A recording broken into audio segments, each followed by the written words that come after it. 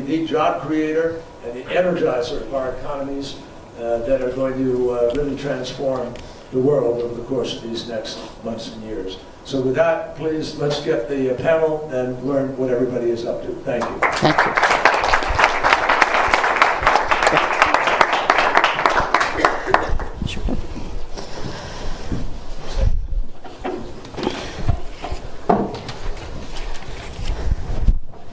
Thank you.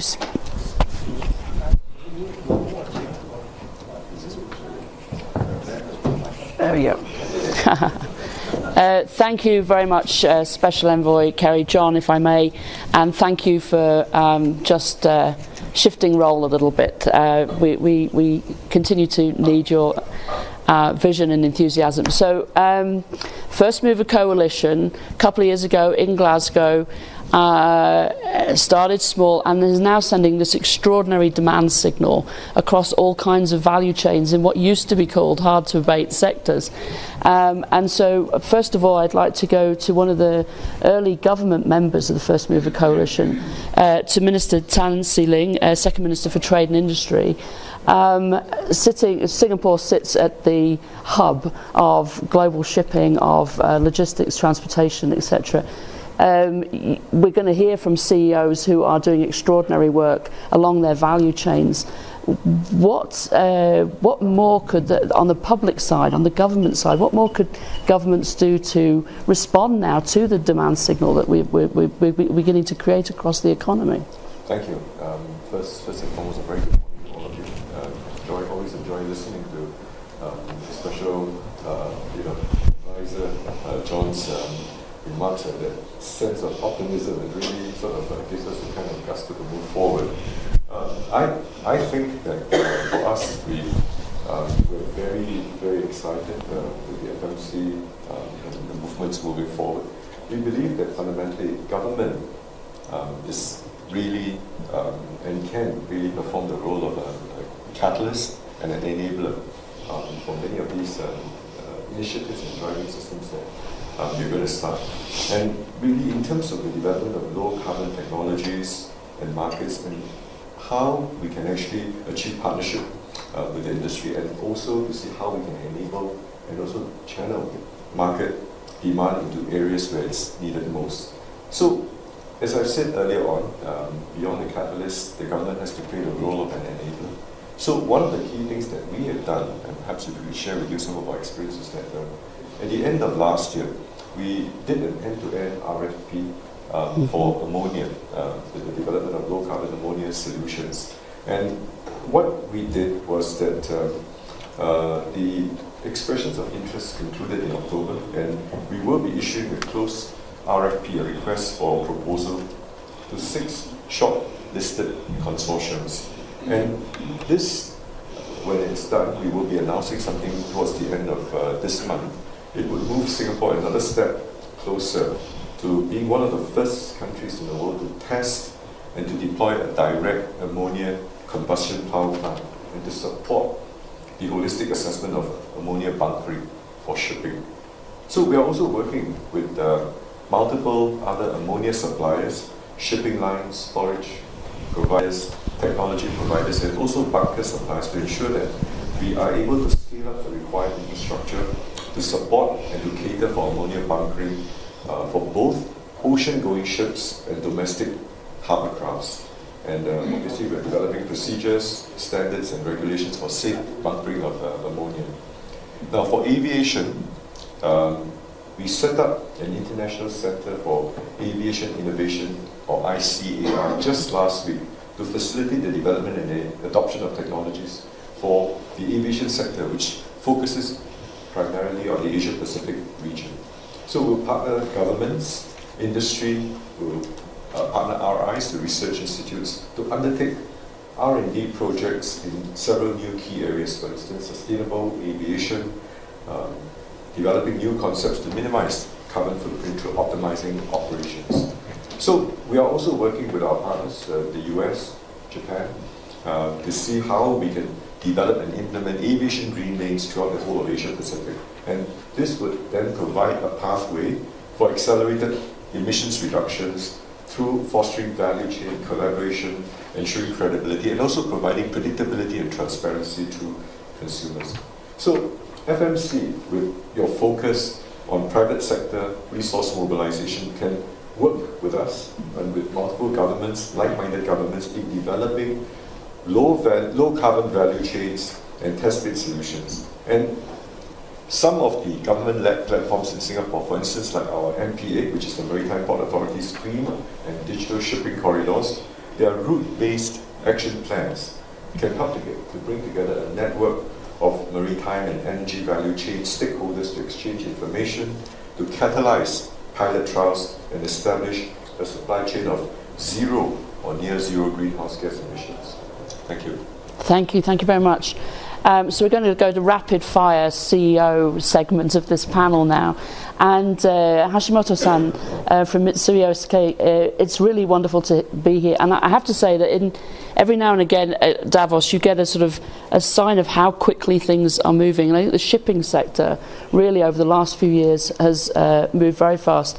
So we saw one of your incredible new prototype ships on the video at the beginning. You've been involved in advanced market commitments on carbon removals. You're involved in other innovations in the fuel stock as well. What do you need in order to see this transformation go even faster around the world?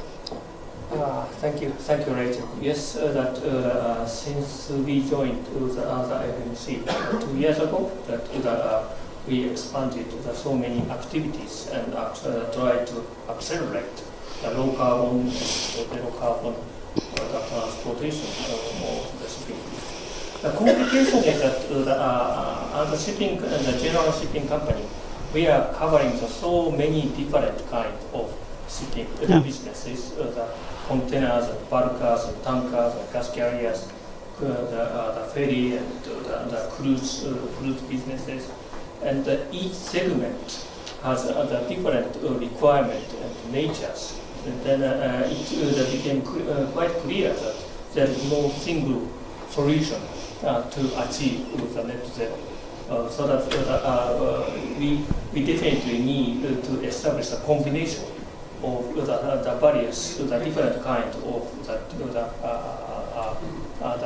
the procedures to reduce our emission for the time being, and that in the long term that we definitely need to net zero. So that ammonia, LNG, methanol, hydrogen, battery, we couldn't delete any option that because the very wide variety of the 800, 900 vessels all over the world that they need the different solution, and we are trying to work with quite many industrial players, the shipyards, engineering companies, and the large customers and charterers, and also the quite important issue for us is that the dialogue with the government and international entities. So we need to establish a technical achievement, commercial achievement, and also the kind of political framework. It's quite a gigantic effort we need.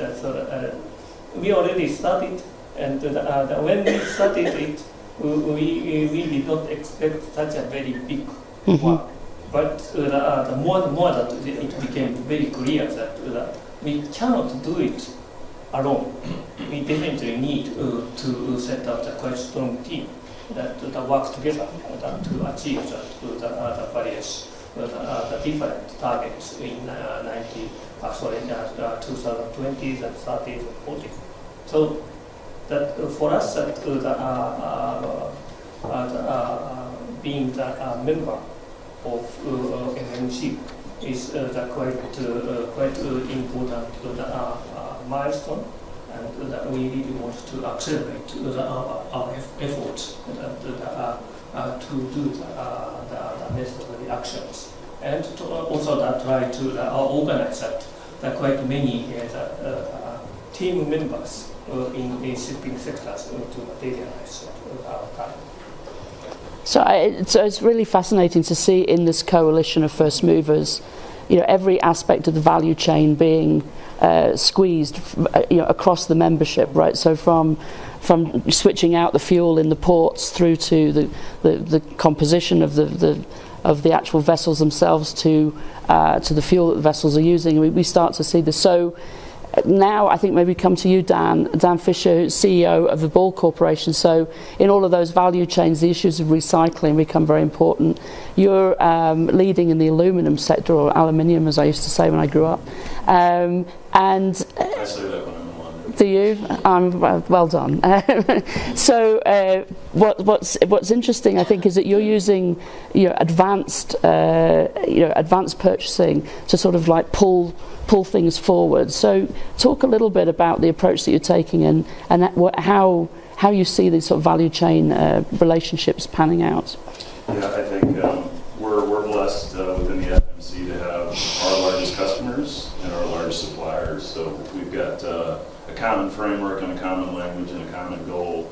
Aluminum's a lot simpler maybe than some of my panelists, and the more recycled content and the green energies that use to fuel that, you can get to carbon neutral in a very pragmatic and efficient manner. And I think, especially on the way Kerry made a comment, I think was the real challenge is always sitting in front of a board, for a public traded board. We're $15 billion of revenue, we're $1 billion of free cash flow, signing a multi-billion-dollar offtake agreement. That's sort of betting that good will equal well for your shareholders over time, and we're very, very fortunate that our partners, Novelis and ourselves, were able to sit down, take the best of today in terms of carbon neutrality and circularity performance in the world, and design in infrastructure that they're building, the first multi-billion-dollar rolling mill in North America since the late 80s. It will be green energy, it will be 85% recycled content. But most important, I think, in the manufacturing space, typically you're designing in the most efficient for today in the shortest payback period. That is not at all what we believe you need. We believe you need an innovation center, that there will be to be determined innovation and engineering capabilities that will unlock future availability and a greener transportation pathway for our product. And so we subsidize that. We're not part of the IRA, we don't have subsidies, so this is Ball Corporation paying a little bit more right now. We won't see the first rolled coil coming off of those lines till 2028. So that's a very challenging dialogue, obviously, with your shareholders and your board to commit to that big of investment. But our belief is that it's a license to operate in the future, and that will be the cheapest aluminum in the world at the time that comes online. So we're incredibly excited, very thankful for our partners, very thankful for the First Movers Coalition that put us together and help us see the light there. So we're excited to continue to tell the aluminum story, and more to come. Thank you, Dan. I think this, for those watching, there's a real power in this value chain collaboration, and for those policymakers and the people who have to sort of put the frameworks in place, we've gone from, well, there's no demand signal, I'm going to be jumping off a policy cliff, to actually you've got real proof of collaboration and what that can mean. And I think that some of the innovation around the advanced purchasing, the advanced offtake agreements, gives certainty to the policymakers. So there's public policy partnership. It's a bit of a cliff when you've got 14-year-old twin girls. And yeah, exactly. But we're just making the cliff a little shallower, so there you go. But now to Anna Borgu, President and CEO of Vattenfall. So Vattenfall, famous historically as an energy company, you're involved in value chain collaboration in aviation, cement and concrete, steel and trucking, I think, in this collaboration. And of course, famously, I think you've probably got more headlines for the collaboration with Volvo on fossil fuel-free steel in the last year or so. But could you talk about, again, what you would need from the public policy side to respond, and perhaps talk about how you're driving this kind of collaboration? Yeah, I'll be happy to. Thank you. And I think first and foremost, it's important to conclude that the the business of tomorrow will not be run on fossil fuels. Yep. And I think that is the direction that is probably clear for everybody in this room. But I think that if you haven't started to transform your business yet, it's really about time to think about how much can I lag behind without losing my competitiveness. And I think that is the starting point for us when we look at this from a business perspective. And I think that what is needed now is probably not so much policies or subsidies, and I will come back to that. I think what is needed is that leaders in business but also in politics actually move. So I think that the move part of the First Movers Coalition is going to be even more important going forward. And we've already heard many great examples of that. I think that when it comes to Vattenfall, we set out maybe some 8 years ago on a journey where we say that we want to enable fossil freedom, and that is our business strategy. And ever since then, we have been transforming our business in 3 tracks, basically. Our own portfolio of assets, which we are working on continuously, everything that we purchase from our suppliers, but also everything that we provide to our customers and that they use. We are set out to be net zero by 2040 in all those scopes, including the customer usage, and we are well on the way. And we are, by the way, also meeting our financial targets and have done all the way. And I think that is the trick here. When it comes to First Movers Coalition, we are one of the proud founders of the coalition, and we have committed so far to 4 sectors. It's steel, cement, aviation, and trucking. And we do have initiatives going on in all of them. When it comes to steel, the one that's been most talked about is probably the hybrid project together with SSAB, who's also a First Movers Coalition member, a steel company, and also LKAB, a mining company, where we jointly build a power plant for producing fossil-free steel in a process where we use green hydrogen made of fossil-free energy, and the sort of climate or the carbon footprint is basically 0 from that steel. It is up and producing and is now about to scale massively. The demand is clearly there. Yeah. That is not a problem. And as you also mentioned, Volvo is one of the first off-takers of this steel. We're also involved in aviation, so regarding sustainable aviation fuel, but also electric fuels, together with a number of partners.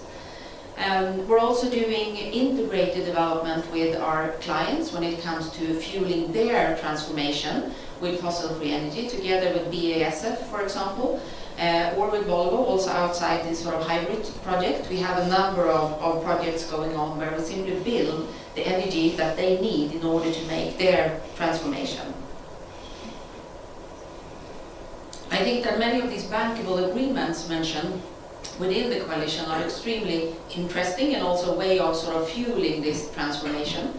Maybe just one recent example where I know that Amazon, who is the First Movers Coalition member, are buying trucks from Volvo, who is the First Movers Coalition member. Those trucks are electric and they are made out of fossil-free steel, produced by SSAB, who's the First Movers Coalition member, in this hybrid plant, where Vattenfall, who is the First Movers Coalition member, provide the green hydrogen and the electricity needed to produce that. And we clearly see the sort of business rationale in all these parts. So I think that this transformation is only in the beginning, and there are a lot of business opportunities out there to grab, but we should also be clear that of course there are challenges. And there will be obstacles, and there will be ups and downs, but that's why we are here. That's our job as business leaders, to manage our businesses through that transformation and be successful also in the other end. And I think that First Movers Coalition is a great tool to do that in a business fashion. So is what you're all saying that there is a green premium, but that's not an obstacle, that's something that can be cleared? I think that the green premium is often exaggerated because you have to put it in relation to other things. If you take the steel, for example, the green premium in the beginning is estimated to be approximately 25%. But once the price for carbon emissions will increase, the relative difference between traditional steel and that will disappear. And I think if you translate that premium into what it means for an end consumer, and you put that fossil-free steel into a car that you and I would buy, the extra cost for the fossil-free steel in that car is equivalent to 2 USB sockets that you put into the car. So I think it's doable. That's If right. the regulatory environment that is projected maintains itself, then it's not a premium. If you lapse those, it becomes a significant premium and a big risk in the future. So we just have to continue down the path to sustain what we've all laid out, what governments have laid out, and then it's not a premium. No, and I think the best thing that governments and policymakers can make is not pouring subsidies into this, but rather de-risking the scaling of the technologies, because the capital is there to fund it then. Pleasure. Such a pleasure to see you. How are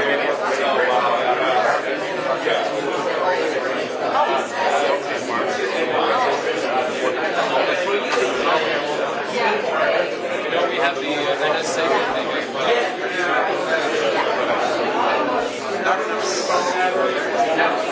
There is no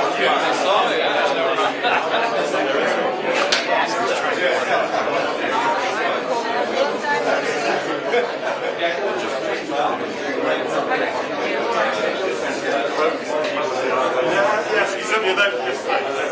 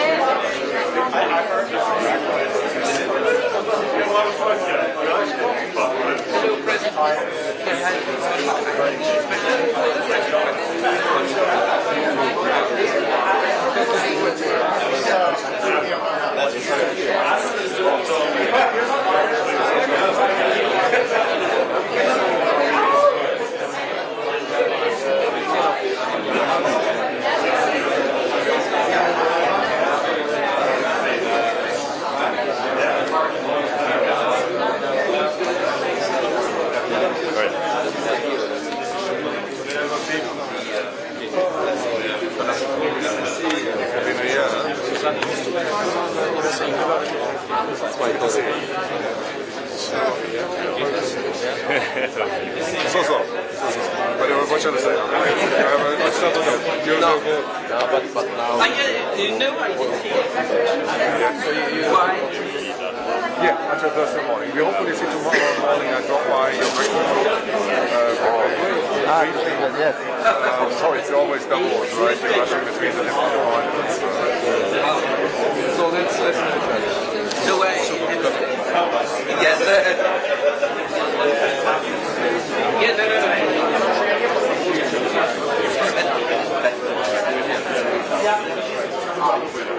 I think that was it for you.